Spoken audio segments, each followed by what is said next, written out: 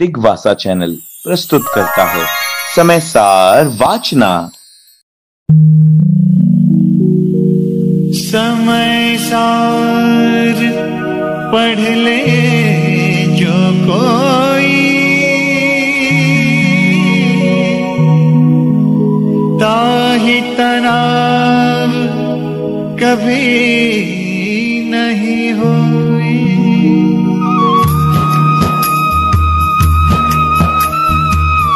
जय बोलिए त्रिकालवर्ती त्रैलोक पूज्य विश्वाराध्य पंच परमेष्टि भगवान की, अनंता अनंत सिद्ध परमेष्टि भगवान की, वर्तमान जिन शासन नायक श्री वर्धमान महावीर भगवान की, परम पूज्य आचार्य भगवान श्री कुंद कुंद स्वामी मुनि महाराज की, परम पूज्य चारित्र चक्रवर्ती आचार्य भगवान श्री शांत सागर जी मुनि महाराज की, परम पूज्य महातपस्वी आचार्य भगवान श्री पाय सागर जी मुनि महाराज की, परम पूज्य आध्यात्मिक योगी आचार्य भगवान श्री जय कीर्ति जी मुनि महाराज की, परम पूज्य भारत गौरव आचार्य भगवान श्री देशभूषण जी मुनि महाराज की, परम पूज्य सिद्धांत चक्रवर्ती श्वेत भिक्षाचार्य आचार्य भगवान गुरुदेव श्री विद्यानंद जी मुनि महाराज की, श्रीमद् जैन धर्म की,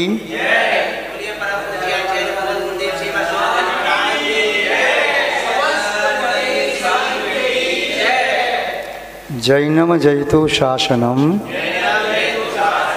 विश्व कल्याण कारकम। ओम।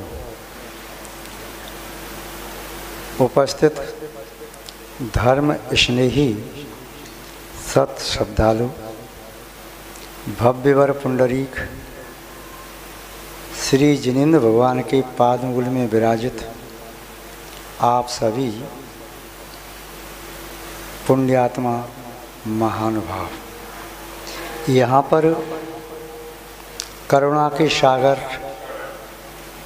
आध्यात्मिक संपत्ति का आनंद लेने वाले महातपस्वी सिद्धांतविद,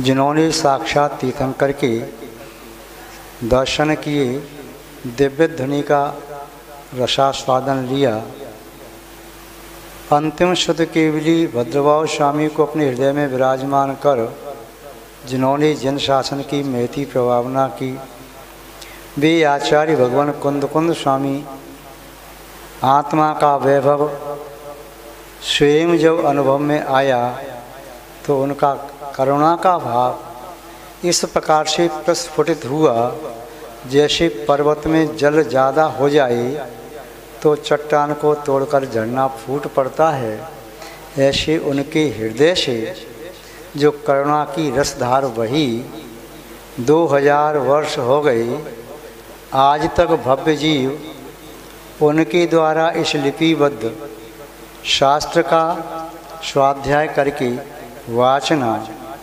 प्रक्षणा, अनुप्रेक्षा, आमनाय व धर्मोपदेश देकर के आत्मा में जिस आनंद का अनुभव करते हैं वह आनंद शब्दातीत है।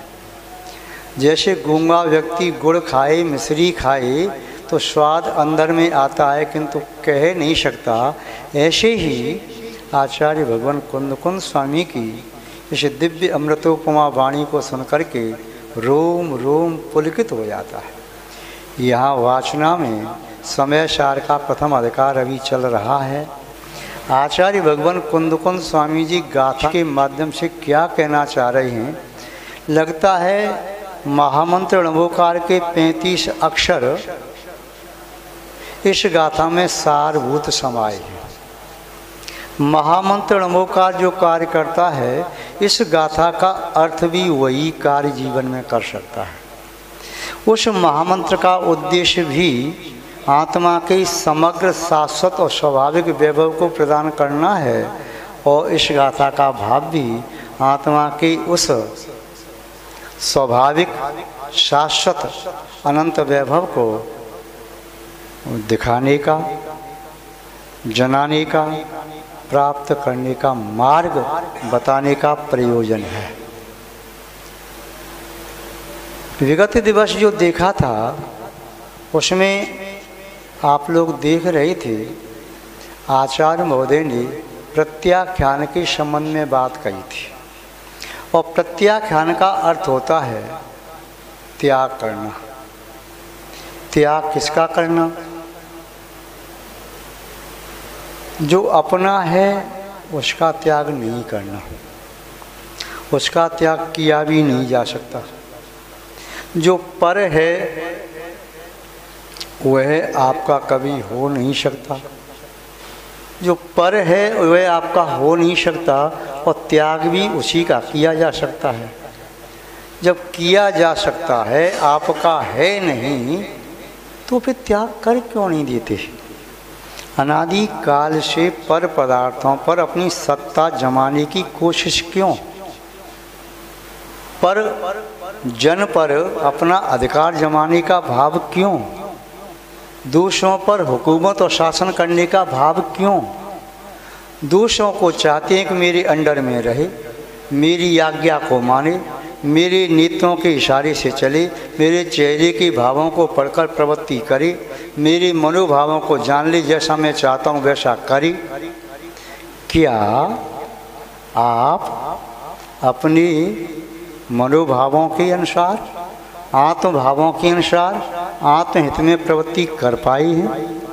क्या आपने अपने मन पर, वचन पर और शरीर पर नियंत्रण कर पाया है?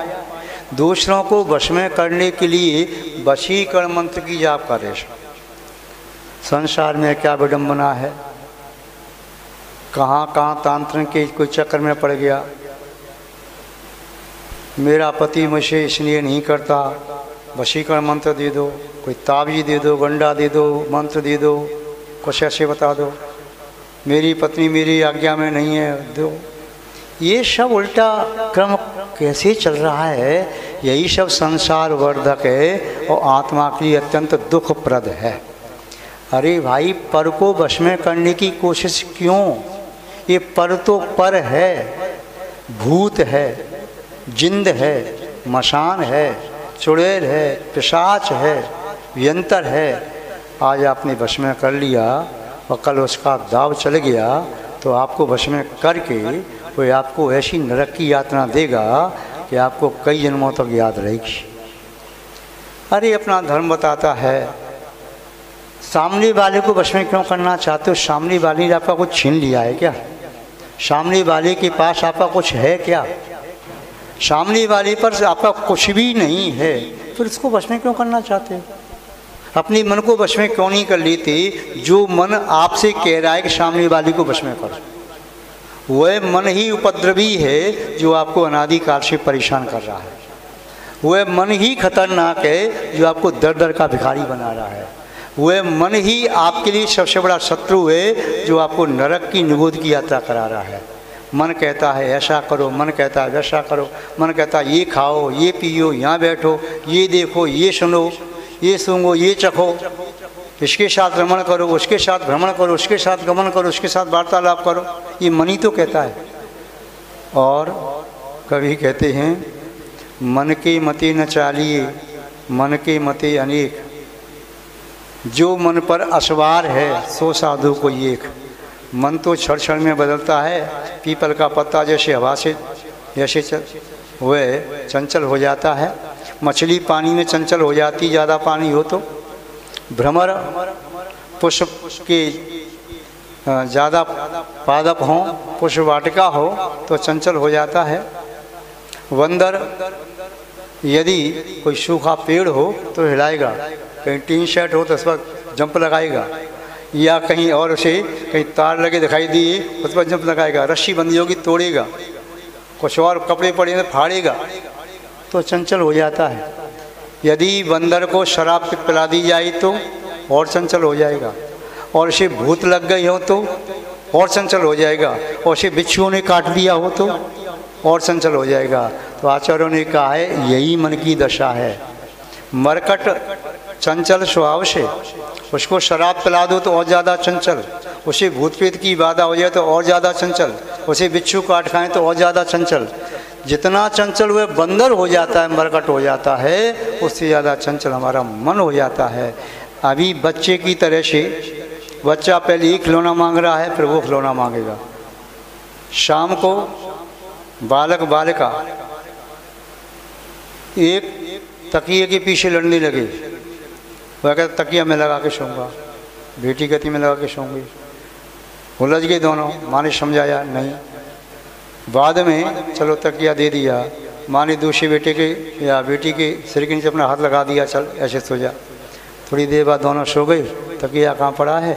सुबह तकिया से कोई प्रयोजन नहीं। क्षण भर के लिए बच्चों जैसी हमारी भी जिद होती है, हमें यही चाहिए, यही मकान, यही दुकान, यही वस्त्र, यही आभूषण, यही पद, यही प्रतिष्ठा, यही मान सम्मान, हमें यही चाहिए। मालूम है ये यहाँ का यहीं रह जाएगा, साथ में नहीं जाएगा। चाहे कितनी भी धन दौलत हो, जब प्राण निकलेंगे 1 इंच भी सर करके नहीं जाएगी। शरीर को कितना खिलाओ पिलाओ सजाओ नहलाओ धुलाओ कुछ भी करो, प्राण निकलते ही जहाँ पड़ा है वहीं पड़ा रह जाएगा, 1 इंच भी खिसक करके साथ नहीं जाएगा। तो ये पर वस्तु मेरी न थी, न है, न कभी हो सकेगी, उस पर अपना अधिकार जमाने का ये भाव क्यों? चलो आज मेरी नहीं है, कल मेरी हो जाए तो उसे बनाने की अपनाने की कोशिश करो। या भाई कल मेरी थी आज नहीं है तो क्या मेरे संस्कार उसे प्राप्त करने की, तो ठीक है। किंतु कल मेरी नहीं थी, आज भी मेरी वह नहीं है और कल भी मेरी नहीं हो सकेगी, ऐसी परवस्तु पर अपना मन लगाना क्या उचित है? उस परवस्तु को अपना बनाने का भाव आता ही क्यों है? ये आता है अज्ञानता के कारण, ये आता है मोह के कारण, मिथ्यात्व के कारण। जब अंदर मिथ्यात्व बैठा हुआ है तो मिथ्यात्व के कारण व्यक्ति की आँखों पर पट्टी बन जाती है, विवेक शून्य हो जाता है, और जो पर वस्तु है वह तो उसे अपनी लगती है और जो अपनी वस्तु है वह उसे पर लगती है। जैसे शराबी शराब के नशे में कह सकता है ये मकान मेरा है, ये महल मेरा है, किला मेरा है, ये वाहन मेरे हैं, ये सब परिवार वाले मेरे हैं, सब मेरी नौकर चाकर हैं, कुछ भी कह सकता है यदवा तदवा। जब वह शराबी का विवेक नष्ट होता है तो वह भी पराई वस्तु को अपनी कह देता है, अपनी वस्तु को पराई भी कह सकता है। कभी भूल से अपनी वस्तु को अपनी पराई को पराई भी कह सकता है। उसका वह कहना प्रामाणिक नहीं है। वह शराबी व्यक्ति कुछ कह रहा है, उसकी बात पर कोई विश्वास नहीं करेगा। यदि शराबी शराब के नशे में झूमता हुआ गिरता पड़ता आ जाए और आपके सामने आकर के यहाँ कहे अरे वहाँ पर काला शर्ट बैठा है, तो आप कहेंगे भैया इसकी बात विश्वास मत करो। क्यों? यह शराब पी के आया, इसे होश नहीं, ये क्या कह रहा है, कहीं कोई काला शर्ट नहीं बैठा। तो जो शराबी की बात पर विश्वास नहीं करते, शराब के नशे में उसका विवेक नष्ट हो गया, वह लोक जगत में प्रमाणिक नहीं है, विद्वत जगत में प्रमाणिक नहीं है, सज्जन के बीच में प्रमाणिक नहीं है, ऐसे मोही व्यक्ति भी समग्र दृष्टियों के बीच में प्रमाणिक नहीं है, उसकी बात प्रमाणिक नहीं है। रागी द्वेषी व्यक्ति की बात प्रमाणिक नहीं है। इसलिए जैन दर्शन में परमार्थ भूत वीतरागी सर्वज्ञ देव, उनके द्वारा कथित जनवाणी, उनके मार्ग पर चलने वाले निरंतर गुरु, ये 3 ही प्रमाणिक हैं। इनके अलावा और कोई कुछ अपनी मन से कह रहा है तो अप्रमाणिक है। यदि वे भगवान की वाणी को कह रहे हैं ऐसा भगवान ने कहा, ऐसा आचार्य ने लिखा, तब तो ठीक है। यदि कोई आर्का माता जी भी कहें कि मेरा चिंतन है, तो हाथ जोड़ के कहो माता जी अपने चिंतन को रखो अपने पास, हम परमेष्टि की बात भगवान की बात मानते हैं। कोई ये लग जी कहें कि मैंने खोज की है, अपनी खोज रखो अपने पास। कोई छुल्लक जी कहें, बड़ी जी कहें मेरा तत्व चिंतन है, मैं निकाल के लाया अपने तत्व चिंतन के सागर में से मोती, अपने मोती अपने पास रखो, हमें तो भगवान की वाणी सुनाओ। कोई ब्रह्मचारी जी कहें कि मेरी खोज है, मैंने तत्व चिंतन किया, मैंने ऐसा किया, तो ये अपनी बात अपने पास रखो, हम तो भगवान की बात चाहिए, भगवान ने क्या कहा। कोई पंडित जी कहें, विद्वान कहें, उनसे भी हाजिर लो, पंडित जी महाराज हमें तो भगवान की वाणी सुनाओ, आगम के 2 शब्द सुनाओ जिससे कान पवित्र हो जाएं। भगवान की वाणी समझ में आए या न आए, तब भी सुनते सुनते भी पाप का संवर होता है, अशुभ कर्म की निद्रा होती है, साथ से पुण्य का बंध होता है। आपकी वाणी पर श्रद्धान कर लिया और आपकी वाणी पर श्रद्धान करके भगवान की वाणी पर श्रद्धान टूट गया, तो मैं समझ से फिर कहीं मिथ्यात्व के गर्त में चला जाऊंगा। इसलिए आप तो गद्दी पर बैठ कर के मुझे भगवान की वाणी सुनाओ। तो भगवान की वाणी जब सुनोगे तब आपको ज्ञात होगा कि भगवान ने आत्मा का वैभव क्या बताया, भगवान ने पर वस्तु क्या बताई, भगवान ने क्या बताया है कि आत्मा के लिए हानिकारक क्या है, भगवान ने क्या बताया आत्मा के लिए हितकारक क्या है। आत्म के अहित विषय कषाय और आत्महित हेतु विराग ज्ञान। आत्मा का हित होता है वैराग्य से और सम्यक ज्ञान से। सम्यक ज्ञान सम्यक दर्शन के बिना भावी होता है। सम्यक दर्शन जहाँ पर होता है वहाँ पर नियम से सम्यक ज्ञान भी होता है। और सम्यक दर्शन जितना मजबूत होता है, दृढ़ होता है और ज्ञान की वृद्धि होती जाती है तो जीवन में वैराग्य का उदय होता है। जीवन में सम्यक भावना जागृत होती है। वैराग्य का आशय पर वस्तुओं के प्रति विरक्ति, वैराग्य का आशय संसार शरीर भोगों के प्रति वे डिटैचमेंट यानी विरत भाव, अरति भाव। और सम्यक का आशय होता है धम्बी धम्म फलमीय हर्षो भावो होई सम्यको। धर्मात्मा को देख करके, धर्म के कार्यों को अनुष्ठान को देख करके, धर्म के फल को देख करके अंदर में आनंद आता है। सुन लिया मुनि महाराज जी आ रहे हैं, वो गदगद हो गया, उसका मन व्याकुल हो रहा, कब जल्दी जा करके मैं दर्शन कर लूँ मुनि महाराज के, कब दर्शन कर लूँ। वो ऐसे प्यासे चातक की तरह से उन मुनि महाराज के दर्शन के लिए व्याकुल है। वह पिंजरे में बंद पक्षी की तरह से व्याकुल है, कब जा करके दर्शन कर लूँ, कब मैं आहार दे लूँ उन्हें, कब उनकी मैं भैया बत्ती करूँ, सेवा करूँ। ये मन में भावना हो रही। कोई भी त्यागी बत्ती है, कोई नए आए तो उन्हें देख करके आनंद आ रहा है, किसी की दीक्षा हो रही है सुन करके भी अंदर में आनंद आता है। अरे वाह, आप दीक्षा लेने जा रहे हैं, वाह धन्य भैया। आप समाधि की साधना करें, धन्य भैया, धन्य है, हम तो आपकी अनुरोधना करते हैं। धम्मी धम्म फलम, धर्म को देख करके, धर्म के फलों को देख करके, धर्मात्मा को देख करके जिससे आनंद आता है उसके जीवन में सम्यक भावना है। और संसार शरीर भोगों के प्रति जिसके जीवन में अरति भाव आता है, विरक्त भाव आता है, वह वैराग्य है। तो वह सम्यक दर्शन सम्यक ज्ञान के साथ वह बढ़ता जाता है, फिर संयम को लाने वाला होता है। वैराग्य पुष्प है, संयम फल है। फूल के बाद फल आता है, बिना वैराग्य के संयम नहीं आता। महानुभाव तो आत्मा का हित करने वाले वैराग्य और ज्ञान, और आत्मा का हित करने वाले विषय और कषाय। विषय कषाय शत्रु हैं, किंतु अनादिकाल से हम जीते आए पंचेंद्रिय का विषय भोगने के लिए। अनादिकाल से हमने अपने कषाय का पोषण किया, क्रोध का पोषण किया, अपना दबदबा दिखाने के लिए क्रोध कर रहे, आँख लाल कर रहे, अहंकार कर रहे। कोई उपलब्धि होगी तो अहंकार आ गया, नहीं उपलब्धि हो रही है तो मायाचारी की। वस्तु को प्राप्त करने के लिए मन में तीव्र लालसा जग रही है, लोभ आ गया। ये चारों कषायों का पोषण करते रहे, चार संज्ञाओं का पोषण करते रहे और पांच इंद्रिय के विषयों में आकंठ डूबे रहे। पांच इंद्रिय के विषयों को भोगते भोगते पाप करते रहे और उस पाप को करते हुए भी पाप को पाप माना नहीं। अरे भाई क्या हुआ, मैंने शादी की है तो क्या मैं और कुछ काम ही नहीं करूं क्या? वो तो शादी में किसके लिए की है? विषयों का सेवन करने के लिए। मैंने धन कमाया है, मैं सेवन करूंगा, जैसे चाहे सेवन करूंगा। इसमें भी पाप लग गया क्या? अरे मैं ये काम कर रहा हूँ, खेती कर रहा हूँ, या मकान बना रहा, गड्ढा खुदवा रहा, नींव खुदवा रहा, या कुछ और काम कर रहा, तो क्या करूँ? इसमें भी पाप लग रहा क्या? अरे गर्मी लग रही, पंखा चालू कर लिया मैंने, क्या कूलर चालू कर लिया, AC चालू कर, इसमें पाप लग रहा क्या? अरे मैं फ्रेश हो रहा हूँ, टॉयलेट के लिए जा रहा, कहीं फ्रेश में जा रहा, कहीं इसमें पाप लग रहा क्या?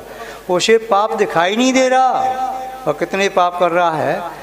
कई बार तो बड़े बड़े महापाप कर लेता है, अवर्षण जैसे पाप करा लिए, फिर भी नहीं मालूम उसे पाप किया है, जान ही नहीं रहा ऐसे पाप कर रहा है। विषयों का सेवन, मुझे संतान नहीं चाहिए थी, ऐसा नहीं था, या रात में भोजन करना भी पाप होता है क्या? मान ही नहीं रहा। अब उसका सेवन करना पाप होता है क्या? अरे मैंने कोई वस्तु पी ली, खा ली, कोई ऐसी चीज़ संसार में बनाई क्यों? मैंने खाया, मैंने पिया, इसमें पाप होता है क्या? पाप को जान ही नहीं पाया पाप क्यों क्या है। फिर कहता है मैं ही क्यों, मुझे ही ऐसा दुख क्यों मिला, मेरे साथ घटना सी क्यों हुई? भैया पाप तो तूने किया ना, फल तो तू ही भोगेगा। जब पाप किया तब तूने पाप को पाप समझा नहीं, अब पाप का फल आया तब समझ में आ रहा है मुझे ऐसा फल मिल रहा। कभी पुण्य करने पर पाप का फल नहीं मिलता और कभी पाप करने पर पुण्य का फल नहीं मिलता। पाप करने पर पाप का फल उसी जीव को मिलता है और पुण्य करने पर पुण्य का फल भी उसी जीव को मिलता है। तो आत्मा का हित करने वाले विषय कषाय हैं, पाप हैं। विषय भी पाप का कारण है और कषाय भी पाप का कारण है। जब तक विषय कषाय जीवित रहेंगे तब तक पाप से आत्मा को बचाया नहीं जा सकता, चाहे कम और ज़्यादा पाप का बंध होता रहेगा। महानुभाव, तो कल जो प्रत्याख्यान की बात कही थी, पर वस्तु को छोड़ो, पर भावों को छोड़ो। और पर भाव कब छूटेंगे? जब पर पदार्थों को तो छोड़ो। जो पराई वस्तु आप पकड़ के बैठ गए, दोषे की दुकान आपने किराए पर ली और कब्जा करके बैठ गए, मेरी है। उसने बहुत समझाया, भैया किराए पर मैंने आपको तब दी थी जब मारी मारी भटक रही थी, मैंने किराया भी कम लिया, तुम्हारी गृहस्थी चल जाए। मैंने तो आप पर करुणा की, दया की, आज आपने मेरी दुकान पर कब्जा कर लिया। खाली करो, मुझे 50 लाख रुपया दो तो मैं खाली करूँगा। भाई मेरी दुकान मैं तो किराए पर दी, तो इसे 50 लाख रुपया मांग रहा है, नहीं तो तुमने ज़्यादा किया तो मैं तुम्हें शूट कर दूंगा, देख लूँगा मैं तुझे। अब वो चारा मकान मालिक था, दुकान मालिक था, कहता है ठीक है ऐसे खाली नहीं करोगे। गया कोर्ट में, मुझे लगाई और फिर वहाँ से ऑर्डर आ गया, जजमेंट हुआ, पुलिस साथ में आई, डंडे मार के उसे भगाया और उस पर केस लगा दिया। उसने मुझे जान से मारने की धमकी दी, उसको डाल दिया जेल में, सड़ गया। पर वस्तु पर यदि अधिकार जताओगे तो मार भी खाओगे और सड़ते रहोगे जेल में, कहीं दुर्गति की जेल में। इसीलिए पर वस्तु पर अधिकार जताने की कोशिश मत करो। जो वस्तु पर वस्तु है उसे छोड़ दो। पर वस्तु वह कभी अमृत नहीं बन सकती, पर वस्तु जहर है। चाहे कितनी भी सुंदर हो, कितनी भी अच्छी हो, कितनी भी मीठी हो, कितनी भी आपको वह अनुकूल लग रही है, मन भावन लग रही है, फिर वह अपनी नहीं है। आज नहीं तो कल छोड़नी पड़ेगी।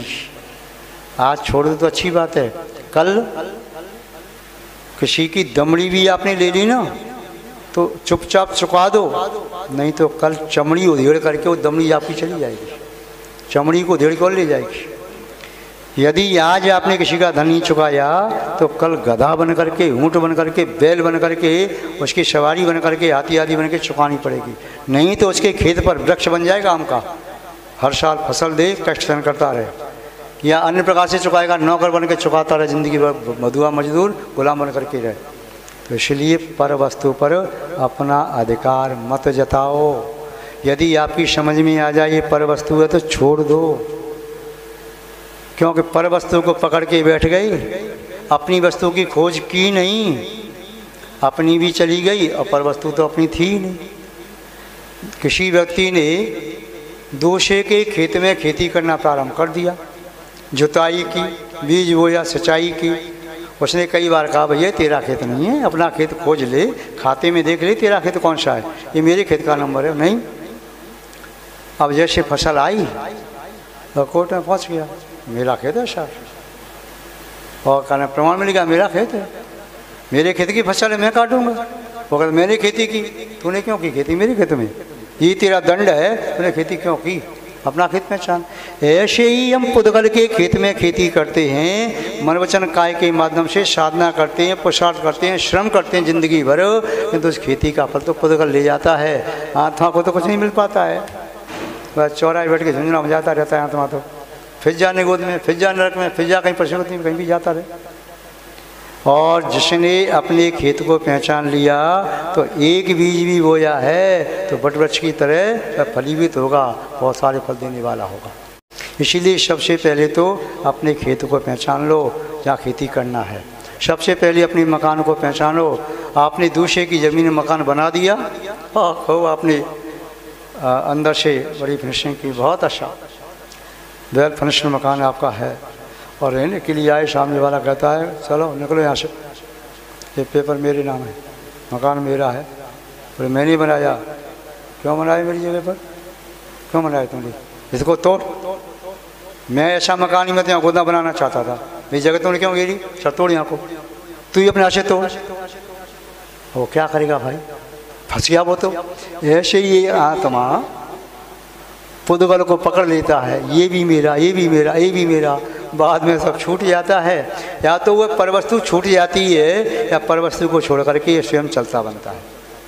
तो यहाँ पर कह रही प्रत्याख्यान, परवस्तु को पहले जान लो, कोई भी कार्य करने के पहले ये देख लो ये मेरा या पराया है।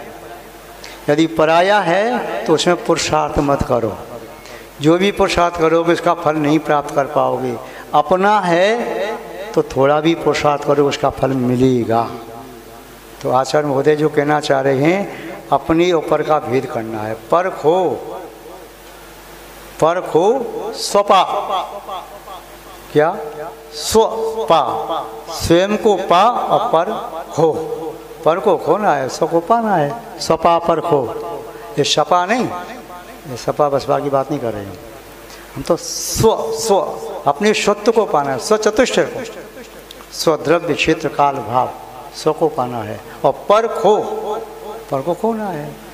जो भी पर है सबसे पहले ज्ञान करना जरूरी है, ये भेदभाव करना जरूरी है, क्या मेरा क्या तेरा, क्या मेरा क्या तेरा। तो तेरा है तू ले जा, मुझे तेरा नहीं चाहिए, तो मेरा है वो मेरे पास है। यदि मैं तेरे को पकड़ के बैठ के अपना फेंक दिया तो मेरे हाथ से मेरा भी गया और तेरा तो जाना है। तो आचार्य महोदय यहाँ पर 35वीं गाथा में भी यही कह रहे हैं। क्या कह रहे हैं? कल भी कहा था प्रत्याख्यान के संबंध में, वह ज्ञान ही प्रत्याख्यान है, जिससे आपको पर वस्तु की स्ववस्तु की पहचान हो जाती है। वो पहचान कराने वाला ज्ञान ही प्रत्याख्यान है। बिना ज्ञान के प्रत्याख्यान वह कष्टदायक भी हो सकता है, धोखा भी हो सकता है। आपने अपनी वस्तु का त्याग कर दिया और पर वस्तु को पकड़ लिया तो आपका तो उल्टा हो गया। इसलिए ज्ञान की बात कही जा रही है। ज्ञान प्राप्त करना बहुत ज़रूरी है, वह भावशुद्ध ज्ञान हो। कई बार शास्त्र पढ़ करके भी भावशुद्ध ज्ञान प्रकट नहीं हो पाता है, और बिना शास्त्र पढ़े भी भावशुद्ध ज्ञान प्रकट हो जाता है।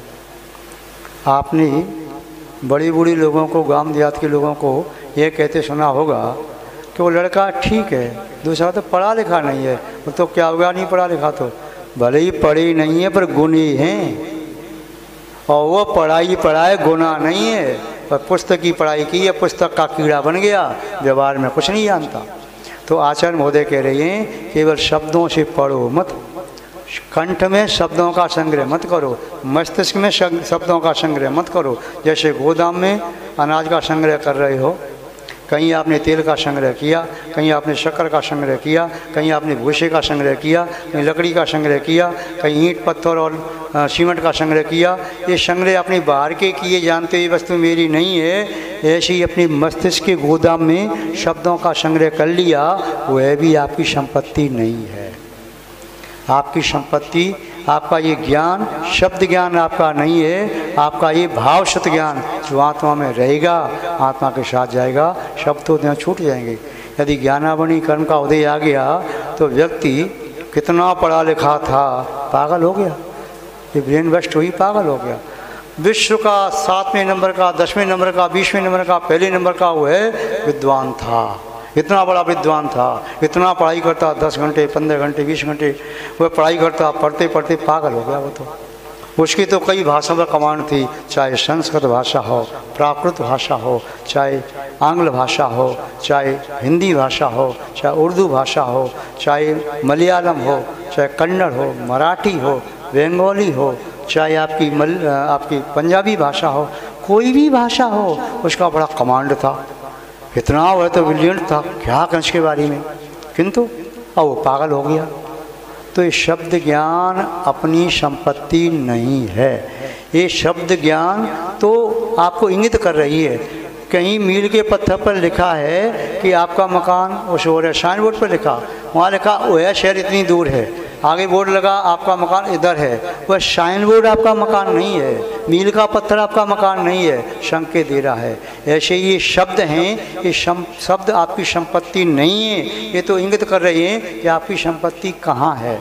आचार्यों ने शब्द लिखे हैं, उन शब्दों के इशारे को समझो तो आप आत्मा की संपत्ति प्राप्त कर पाओगे।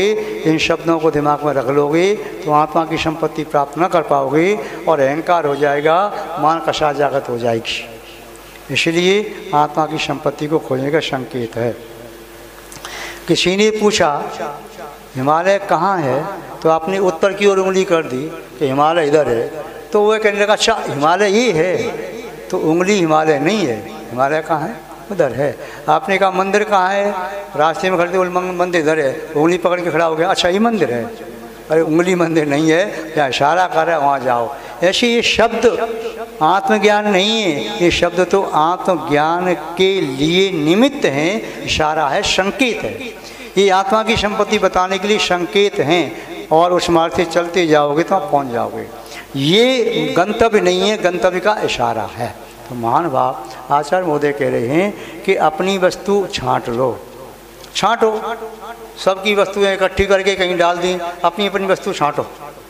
किंतु दूसरे की वस्तु आपने ले ली तो दंड मिलेगा। अपनी वस्तु छांटो। यदि अपनी वस्तु नहीं मिल पाई, आप नहीं खोज पाए, तो आपकी वस्तु आपको दे दी जाएगी, किंतु थोड़ा सा आपको दंड भुगतना पड़ेगा। माना कि आपकी वस्तु 10 करोड़ की है तो आपको 5% दंड भुगतना पड़ेगा, यानी 10 करोड़ की संपत्ति 9.5 करोड़ में आपको मिल जाएगी। 9.5 करोड़ में 50 लाख नहीं मिलेंगे, कोई बात नहीं। आपकी संपत्ति आप नहीं खोज पाए तो आपको मिल जाएगी, थोड़ी सी हानि के साथ। किंतु आपने पर की वस्तु प्राप्त कर ली, खोजते समय आप भूल गई मेरी या पराई, तो पर की वस्तु भी देनी पड़ेगी। जितनी कीमत की वस्तु है उससे दूना जुर्माना भी देना पड़ेगा। इसलिए अपनी वस्तु जब तक नहीं मिल पा रही तब तक पर वस्तु को तो छोड़ दो। पर वस्तु को छोड़ देना भी एक बहुत बड़ी उपलब्धि है। और जो पर वस्तु को अपना नहीं जानता, ये नहीं ये नहीं ये नहीं ये नहीं, तो उसे अपनी वस्तु आज नहीं तो कल मिल ही जाएगी। तो महान भाव आचार्य महोदय वही कह रहे, प्रत्याख्यान, ज्ञान ही प्रत्याख्यान है। वस्तु का त्याग करो, फिर वस्तु के प्रति ममत्व का त्याग करो। आज गाथा में कहना चाह रहे हैं, इसे भी देखते हैं आचार्य महोदय के शब्दों में ही कि उनका क्या भाव है।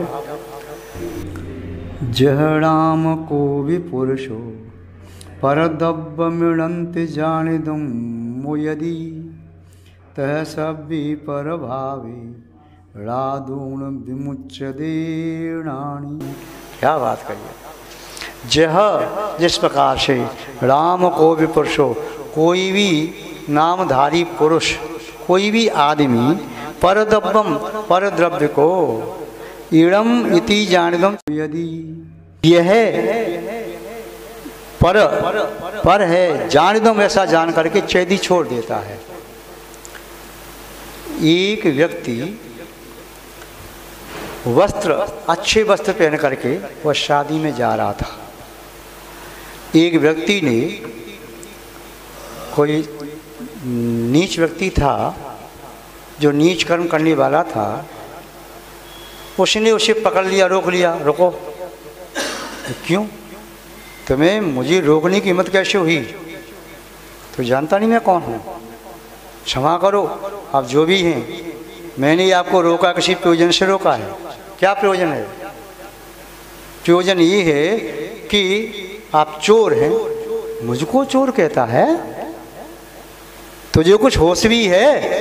किसको क्या कह रहा है? चोर मुझको कहता है। मैं इतना बड़ा दानी सज्जन नगर सेठ, मुझको चोर कहता है तू? एक छोटा सा व्यक्ति, तुच्छ व्यक्ति, तुझे तेरे पास खाने तक के लिए तो है नहीं, मुझको चोर कहता है? साहब, मेरे पास खाने के लिए है या नहीं से छोड़ो, किंतु आप चोर हैं यदि मेरी वस्तु आपके पास है तो। मैंने आपकी वस्तु कहाँ ली? मैं आपकी वस्तु क्यों लूँगा? और सब लोग खड़े हो गए, भीड़ इकट्ठी हो गई। एक छोटा सा व्यक्ति, नीच कर्म करने वाला व्यक्ति, इतने बड़े आदमी को चोर कह रहा है चौराहे पर खड़े होकर के। और वो बारात में सबके पीछे बड़ा आश्चर्य हुआ, सबकी आंखें लाल हो गई। कहता है साहब, मेरी गलती हो तो क्षमा करना, और जो दंड देना दंड देना, किंतु मैं चोर इसलिए कह रहा हूँ कि मेरी वस्तु को इसे लेने का अधिकार क्या? यदि इसे चाहिए तो मैं इसे मांग करके ले लेता। ये वस्तु मेरी है। क्या वस्तु? ये वस्त्र पहने हुए मेरा वस्त्र है। अब तो उसके पैरों से जमीन खिसक गई कि मैं पहनी हूँ, इस नीच व्यक्ति की वस्त्र में पहनी।